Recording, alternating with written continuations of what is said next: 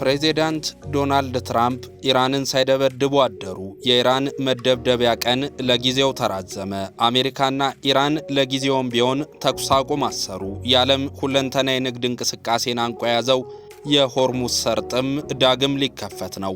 ፓኪስታን በስተመጨረሻ የኢራንና አሜሪካ ዋና አሸማጋይ በመሆን የዓለም አዳኝ ሆና ተከስታለች። ዶናልድ ትራምፕ ሌሊት ላይ እንዳስታወቁት ኢራን የሆርሙዝ ሰርጥን እንደምትከፍትና ለ2 ሳምንታትም የተኩስ አቁም ለማድረግ መስማማታቸውን አውጀዋል። ትልቁ ጥያቄ ግን የዓለም ሁኔታ ወደ ቀደመው መልኩ ይመለሳል ወይ የሚለው ነው። የሆርሙዝ ሰርጥ መከፈትና የተኩስ አቁም ለጊዜው ቢሆን መደረጉ የእያንዳንዳችንን የኑሮ ሸክም ያቀለዋል ወይ የሚል ጉዳይም አንገብጋቢ ነውና እነሆ በዚህ ዝግጅት አብረን እንመልከተው።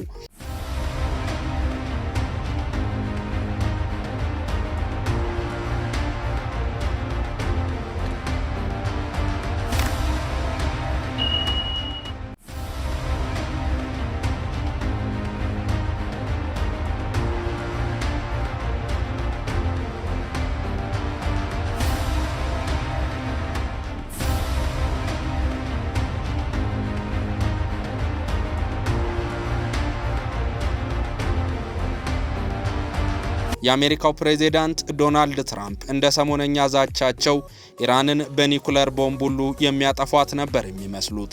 ሰውየው ኢራንን ወደ ድንጋይ ዘመንነት አሸጋግራታለሁ ብለው ጭምር መፎከራቸው ይታወሳል።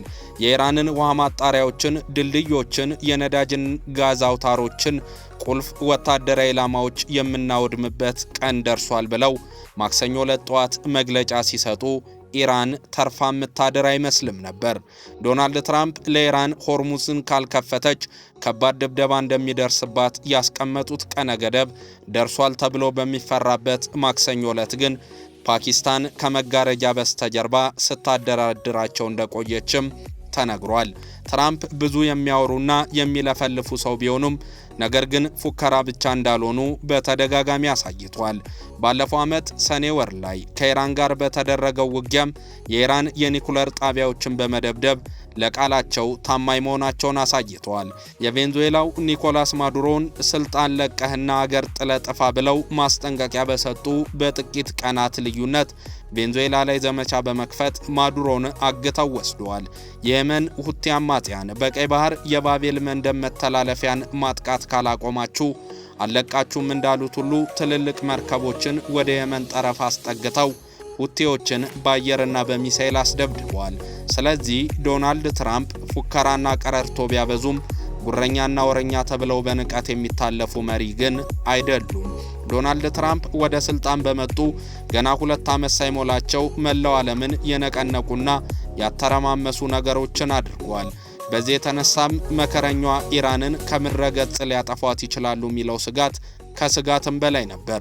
በዚህ የተነሳ ነው ዶናልድ ትራምፕ ለማክሰኞ ቀጠሮ የያዙለት የኢራን ድብደባ ቀነ ገደብ በእጅጉ ሲፈራ የነበረው። ኢራን የምትወድምበት ቀን ደርሷል ብሎ ሁሉም ሰው በፍርሃት ተውጦ ነበር የዛን ዕለት ያደረው።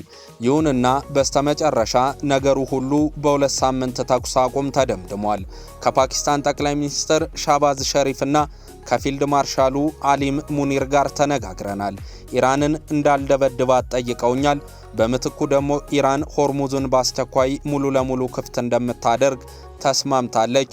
ስለዚህም እኔ ለ2 ሳምንታት ድብደባውን በማራዘም ተኩስ አቁም እንዲደረግ ተስማምቻለሁ በማለት ነው ትራምፕ በይፋ የገለጹት።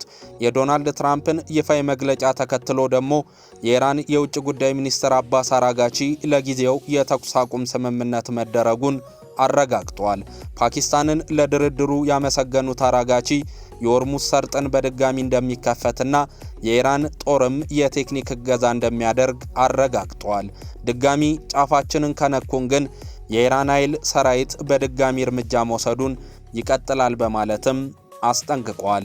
መጪዎቹ 2 ሳምንታት የዓለምን ሁኔታ የሚወስኑ እንደሆነ ከኢራንም ሆነ ከአሜሪካ የሚወጡ መረጃዎች አረጋግጧል። ነገርየው ጊዜያዊ የተኩስ አቁም እንጂ ዘላቂ የሰላም ስምምነት አይደለም። በእነዚህ 2 ሳምንታት ሁለቱ ሀገራት ዘላቂ ስምምነት መፍጠር ካልቻሉ ጦርነቱ በድጋሚ ማገርሸቱ የሚቀር አይመስልም። ጦርነቱ ዳግም ኮሽ ካለ ደግሞ ሆርሙዝ ድጋሚ የሚዘጋበት እድልም የሰፋ ነው። በድጋሚ ጦርነቱ ከተጀመረና ተኩስ አቁም ከፈረሰ ጦርነቱ ብዙ ሀገራትን እንደሚጋብዝም ነው የሚገመተው። የፋርስ ባህረ ሰላጤው ሀገራት በኢራን የበቀል ድብደባ ተማረው ወደ ጦርነት ለመግባት በቋፍ ላይ ደርሰው ባሉበት ወቅት ነው ተኩስ አቁሙ የተከሰተው። አረቦቹ ኢራን ድብደባውን በቀጠለች እኛም ማጸፋ እንሰጣለን በሚል ሲያሳስቡም የቆዩት። አረቦቹ በሆርሙዝ መዘጋትና ኢራን በምታደርሰው ድብደባ የተነሳም ክፉኛ ተጎድተዋል። ኢኮኖሚያቸው ከባድ ኪሳራም ነው ያጋጠመው። የአረብ ሀገራት የአቪዬሽን ኢንዱስትሪ ከበረራ ውጭ ነው። ኤርፖርቶቻቸውም ጦማቸውን ማደር ጀምረዋል። ባለፈው አንድ ወር በሆርሙዝ መዘጋት የተነሳ አረቦቹ ነዳጃቸውንም ሆነ ጋዛቸውን ሊሸጡ አልቻሉም።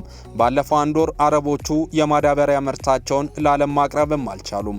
ባለፈው አንድ ወር አረቦቹ ከዓለም ጋር እንደ ልብ ለመነገድም ሆነ ምርትና አገልግሎት ከውጭ ለማስገባት በቅጡ አልቻሉም ነበር።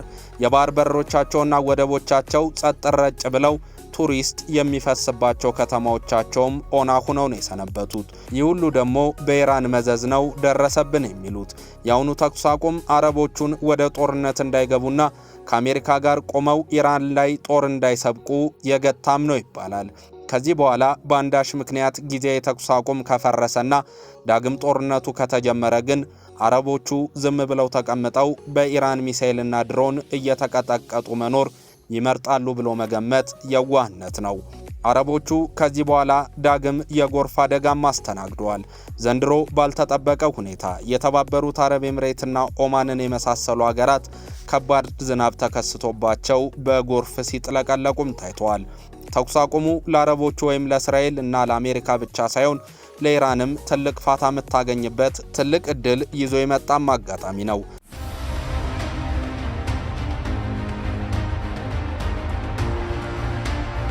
አሜሪካና እስራኤል ከኢራን ጋር የሚያደርጉት ውጊያ የኃይል ሚዛኑ ቀስ በቀስ ፍጹም እየተቀየረ መምጣቱን አሃዛዊ መረጃዎች ያረጋግጣሉ። ሁለቱ ወገኖች ለመጨረሻ ጊዜ ሚሳኤልና ቦምብ በተወራወሩበት ዕለትም ማለትም አፕሪል 6 ቀን 26 አሜሪካና እስራኤል በድምሩ 135 ጥቃትን አድርሷል። ይህ የጥቃት መጠን ደግሞ በየዕለቱ በኢራን ላይ ሲያደርሱት ከነበረው ጥቃት በ70 ከመቶ የጨመረም ነበር። ኢራን ለዚህ ጥቃት የሰጠችው ያጸፋ ጥቃት ደግሞ 34 ብቻ ነው። ይህ የጥቃት መጠን ደግሞ በ20 በመቶ ከቀደሙት ቀናት ጥቃቶች ያነሰም ነው። ኢራን ብቻዋን ሆና ነው እስራኤልና አሜሪካንን የሚያክል ኃይል የምትዋጋው። ኢራን እስካሁንም የቆየችበት ትግልና ጥንካሬ በመላው ዓለም ሕዝብ ዘንድ ጀግናስ ብሎ ያስደነቃትም ነው። ነገር ግን ኢራን ብቻዋን ሆና አሜሪካና እስራኤልን ገድግዳ ለዘላለሙ ትዋጋለሽ ብሎ መገመት ሲበዛ ሞኝነት ነው። በየዕለቱ የሚሳኤልና የድሮን ክምችቷ እየተዳከመ መሄዱ፣ መሳሪያ የማምረት አቅሟም እየወረደ እንዲሁም የሎጂስቲክስና ገንዘብ አቅሟ እያለቀ መሄዱ የሚጠበቅ ጉዳይ ነው። ስለዚህ በመጨረሻ የደረሰላትን ተኩስ አቁም በጸጋ ከመቀበል ውጪ አማራጭ አልነበራትም። ኢራን ይህንን ተኩስ አቁም ፋታ መወሰጃና ተንፋሽ መሰብሰቢያ አድርጋ ልትጠቀምበት እንደምትፈልግም ግልጽ ነው። ለመጨረሻ ቀን ሁለቱ ወገኖች ሚሳኤልና ድሮን በተወራወሩበት በአፕሪል 6 ቀን አሜሪካና እስራኤል ወደ 124 ኢላማዎችን ወይም ቦታዎችን ቀጥቅጠዋል። ኢራን ባጸፋው ወደ 23 ቦታዎችን መታለች። አሜሪካና እስራኤል ጦርነቱ ከጀመረበት ከፌብሩዋሪ 28 ጀምሮ 3007 ኢላማዎችን ደብድበዋል። ኢራን ባጸፋው በግማሽ ያነሰ 1511 ኢላማውን ነው የቀጠቀጠችው። ኢራን አሜሪካና እስራኤልን በግላጭ አታገኛቸውም። የእነርሱን እልህ የምትወጣው ደግሞ በቅርብ ጎረቤቶቿ በአረብ ሀገራት ላይ ነው። ኢራን በምታደርሳቸው ድብደባዎች ወደ 9 ሀገራት ላይ ጉዳት አጋጥሟቸዋል። ነገር ግን የኢራን ድብደባ በየቦታው የተበታተነ በመሆኑ አንዱ ኢላማ ላይ ከባድ ጉዳት እንዳታደርስ ያደርጋታል። የኢራን ደጋፊ ናቸው የሚባሉት እንደ ሁቲና ሂዝቦላ የመሳሰሉ ኃይሎችን ጨምሮ ሌሎች አጋሮቻቸው በአንድ ወር ውስጥ ወደ 80 የድሮንና ሚሳኤል ጥቃቶችን አድርሰዋል። በእነዚህ ጥቃቶችም ወደ 20 በሚጠጉ የአሜሪካ የዲፕሎማሲ መቀመጫዎችና ጥቅሞች ላይ ጉዳት ደርሷል። ነገር ግን በዚህ አንድ ወር ጊዜ ውስጥ ደግሞ አሜሪካ በፈጸመችው 89 ያጸፋ ጥቃቶች እንደ ሂዝቦላ ባሉ ሚሊሻዎች ላይ ከባድ ጉዳት ደርሷል። ኢራን ብቻዋን አይደለችም። እንደ ሂዝቦላና ሁቲ ያሉ አጋሮቿ አላት ቢባል ራሱ ነገር ግን እና አሜሪካ ባጸፋው የሚሰጡት ምላሽ ከባድና የማይመጣጠን ነው። በዚህ ጦርነት ኢራን እያስተናገደችው ጉዳት መጠንም ከጠላቶቿ በእጅጉ የከፋ ነው። በትንሹ ከ2076 በላይ ሰው እንደሞተባትና ወደ 26500 እንደቆሰለባትም ይነገራል። አልጀዚራ እንደዘገበው ከሆነ አሜሪካ እስከ ማርች 19 ባሉት የጦርነት ቀናት ድረስ 18 ቢሊዮን ዶላር ለጦርነቱ አውጥታለች።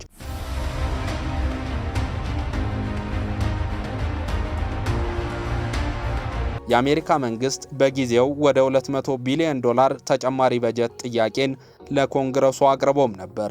በጥቅሉ የአረብ ሀገራት ደግሞ ለዚህ ጦርነት እስከ 120 ቢሊዮን ዶላር ገፍግፈዋል። ይህ የአረብ ሀገራት ወጪ ደግሞ በቀጥታ ወደ ውጊያው ገብተው ሳይሆን የኢራንን ሚሳኤልና ድሮን ለመከላከል የሚያወጡት ወጪ ነበር። አሜሪካ በጦርነቱ 15 ወታደሮች ተገለውባት 538 ደግሞ ቆስለውባታል። በመካከለኛው ምስራቅ ካላት ወታደራዊ ተቋማት 17 የሚሆኑት ወድመውባታል። የደረሰባት ኪሳራ ደግሞ 800 ሚሊዮን ዶላር ይገመታል። አሜሪካ 12 የራዳር መሳሪያዎች ወድመውባታል። አንድ የታድ ሚሳኤል መከላከያ፣ ጥቂት አውሮፕላኖችና ሌሎች ሚሳኤል መከላከያ መሳሪያዎችም ወድመውባታል። እስራኤል ደግሞ 12 ወታደር ሲሞትባት 27 ንጹሃን ዜጎች ተገለውባታል። በድምሩ 7035 ሲቪሎችና 411 ወታደሮችም ቆስለውባታል። ኢራን ግን ወደ 2076 ሰዎች ተገለውባታል። በድምሩ 26500 ሰዎች ቆስለውባታል። ይህ ከነ አሜሪካና እስራኤል ሰብአዊ ውድመት በእጅጉ የበለጠ ነው። ሂዝቦላ ራሱ 400 ተዋጊዎች ተገለውበታል ነው የሚባለው። አንዳንድ ሪፖርቶች ግን ኢራን 1701 ሲቪሎች፣ 1221 ወታደሮች እንደተገደሉባት ሲዘግቡ፣ ሌሎች ደግሞ 6410 ወታደሮችና 890 ሲቪሎችን ሰውታለች ይላሉ። አሜሪካና እስራኤል በሚያወጡት ሪፖርት ደግሞ ወደ 6000 የኢራን ሰራዊት መደምሰሳቸውንና 15000 ማቁሰላቸውን ይናገራሉ።